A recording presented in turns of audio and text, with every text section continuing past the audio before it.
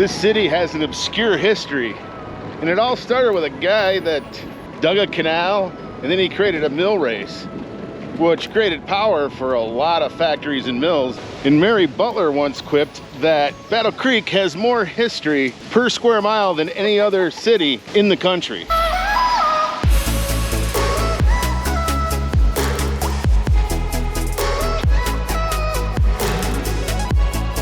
But for sure, Battle Creek has got a lot of obscure history. Poppins and I are riding the Battle Creek Linear Park. It's about 26 miles long and it goes through Battle Creek, including the downtown. I'm Chuck. I'm Poppins. The channel's Restless Viking. Let's go on a trike ride.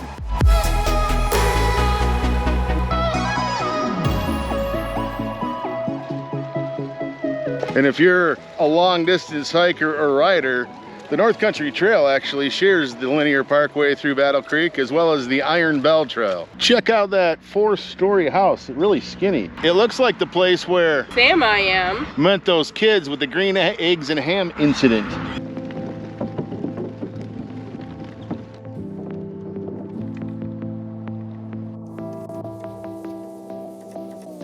And one of the pieces of history that's a little obscure is represented by this sculpture. In the mid-1800s, a clandestine network of brave souls emerged in the country that served as a lifeline for thousands of enslaved people. And the stations were usually 15 to 25 miles apart. And the stations are where the escapees hid. And then the station master would lead them to the next station. And it was pretty risky to do this because the former slave owners really wanted to get those people back. They felt that they owned them. And they were called freedom seekers. You can see where the bronze is actually worn bronze because people have touched Harriet Tubman's hand so much. And they would continue going from station to station until they reached Canada and freedom. And the city of Battle Creek was a major stop on the Underground Railroad. That's Harriet Tubman. She didn't spend any time in Kalamazoo, but she's one of the most famous station masters. She led thousands of people to freedom. And freedom seekers, when they reached Michigan, would stop usually first in Cassopolis, then Schoolcraft, and then on to Battle Creek, where they would meet the station master here. This is Erastus Hussey. So Erastus and Sarah Hussey used to be the most prominent station masters and abolitionists in Battle Creek. And this is a very powerful sculpture, and it's the largest sculpture to the Underground Railroad in the world.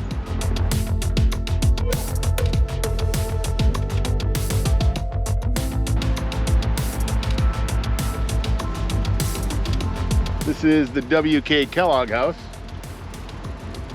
We'll get to that in a minute.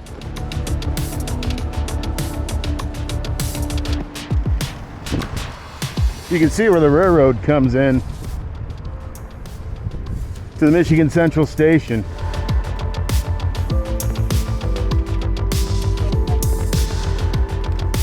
We're gonna find a spot here at the old train station, see if we can't get some lunch.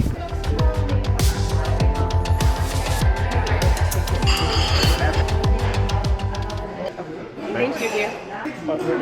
Yes, thank you, dear. Thank you. Now. So there used to be a historical marker here about Erastus and Sarah Hussey, and they were Quaker abolitionists, and they were probably the most prominent abolitionists in Battle Creek. And just 100 feet that way, where the Kellogg Foundation is now, was where their dry goods store and residence was, where they would hide freedom seekers. Interestingly, Erastus served in both houses of state legislature around the 1850s, and he introduced the Michigan Personal Freedom Act, which protected the formerly enslaved. And it's estimated that Erastus and Sarah Hussey helped around 1,000 freedom seekers. Honestly, this city has a lot more to its Underground Railroad history. It's crazy the events that happened related to the Underground Railroad here in Battle Creek. So 100 years ago, cereal wasn't even a thing. Breakfast was just leftovers from the day before until an innovative doctor and his former patient got into a war over cereal.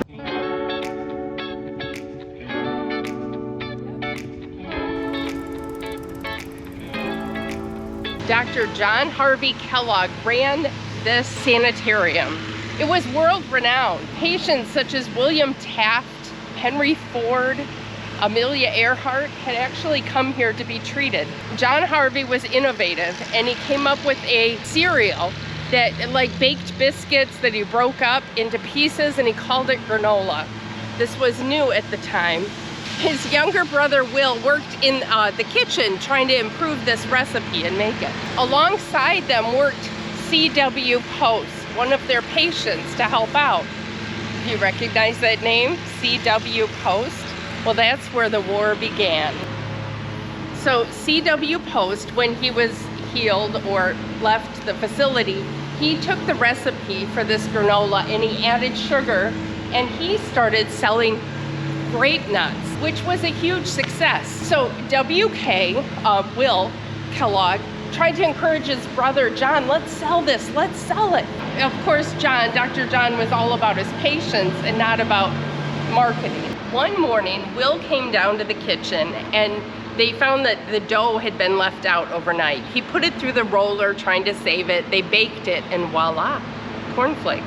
Will approached his brother, let's sell it, and John would only sell to their former patients. So the original sanitarium burned down in 1902. John was dedicated to rebuilding, but Will saw this as an opportunity, and he got the recipe and permission from his brother, and he started making cornflakes, which really put C.W. Post in a pinch. Will had a great marketing scheme. He said, wink at your grocer and see what you'll get.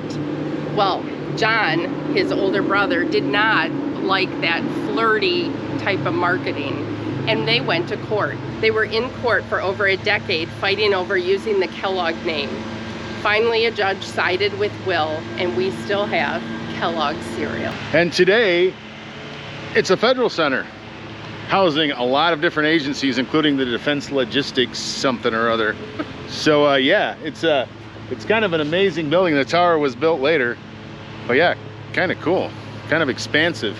And a lot of the buildings around here, there were 30 at the time, and a lot of the buildings were related to the original sanitarium.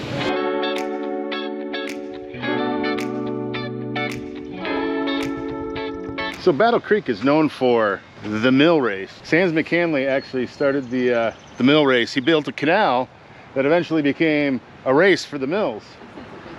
And this isn't where the mill race was originally. It's kind of been diverted over the years. And that's the Battle Creek River coming into the north branch of the Kalamazoo River.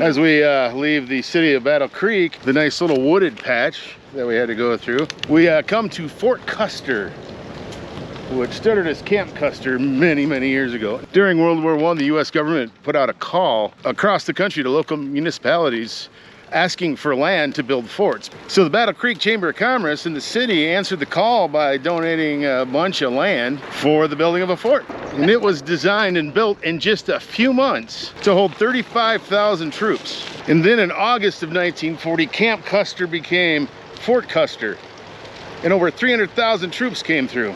And by that time, the fort encompassed 16,000 acres, and over 28,000 troops were quartered there. And started during World War I is the Fort Custer Veterans Administration. And now it's even got a hospital with a working farm for occupational therapy. And during the Cold War, there were over 17,000 troops stationed here, including my father, because it was part of the National Air Defense System. In the 1980s, I actually trained here in military survival, leadership, small arms, and military science, part of the ROTC program. And then down there is the Fort Custer National Cemetery and the Fort Custer Recreation Area. And today the fort's still owned by the federal government, but it's ran by the state of Michigan as a National Guard training facility. From the Battle Creek Linear Parkway, I'm Chuck. I'm Poppins. The channel's Restless Viking. We'll see you for the next adventure.